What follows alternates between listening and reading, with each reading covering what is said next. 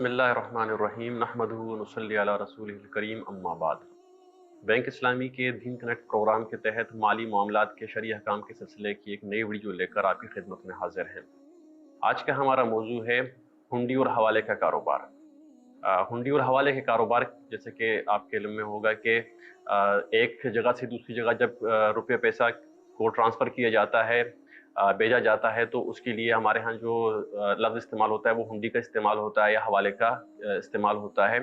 तो आया कि ये हुंडी का कारोबार करना या अपने रुकूम को हुंडी या हवाले के ज़रिए से एक मुल्क से दूसरे मुल्क या एक शहर से दूसरे शहर भिजवाना, ये शरअन जायज़ है या नाजायज़ है, और अगर जायज़ है तो उसकी क्या शराइत है इसकी। तो सबसे पहले तो ये समझें कि ये हुंडी में चूँकि रुपए की तरसील एक जगह से दूसरी जगह हो रही है, तो इसमें करेंसी की तिजारत के शरई अहकाम का लिहाज करना ज़रूरी है।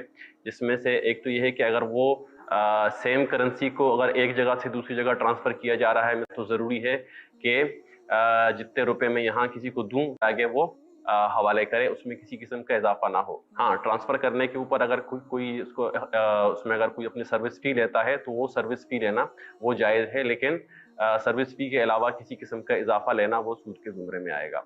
इसी तरह अगर मुख्तलिफ करेंसियों का अगर एक मुल्क से दूसरे मुल्क अगर करेंसी का हवाला किया जा रहा है तो उसके लिए ज़रूरी है कि वो एक तो वो जिस दिन उस अगले बंदे को अगली करेंसी मिलेगी तो वो उस दिन के मार्केट रेट के हिसाब से मिलनी चाहिए, वो पहले से किसी तयशुदा रेट के मुताबिक आगे करेंसी उसको ट्रांसफ़र ना हो।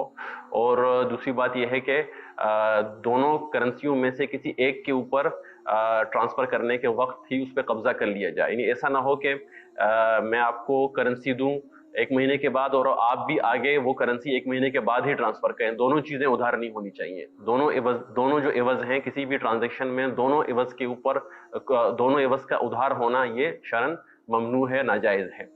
और तीसरी शर्त यह है कि इस तरह के ट्रांसफ़र के ऊपर कोई हुकूमती पाबंदी ना हो। अगर हुकूमती कवानीन इसके ख़िलाफ़ हैं और तो उस सूरत में हुकूमती कवानीन का भी लिहाज करना ज़रूरी है।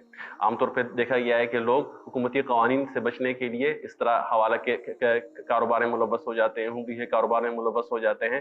तो अगर हुकूमत ने कोई जायज़ पाबंदी लगाई है किसी जायज़ काम में तो उन पाबंदियों का लिहाज करना शरअन भी ज़रूरी होगा।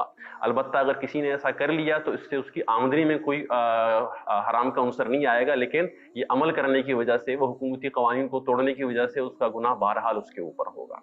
इंशाअल्लाह आइंदा किसी और मौजू के साथ आपकी खिदमत में फिर हाजिर होंगे। अल्लाह ताला से दुआ है कि अल्लाह ताला इस रमज़ान को हमारे लिए खैर व बरकत का ज़रिया बनाए और हमें इस बात की तौफीक दे कि हम अपने माली मामलात की इस्लाह करें और उनको शरीयत के मुताबिक ढालें। अस्सलामु अलैकुम।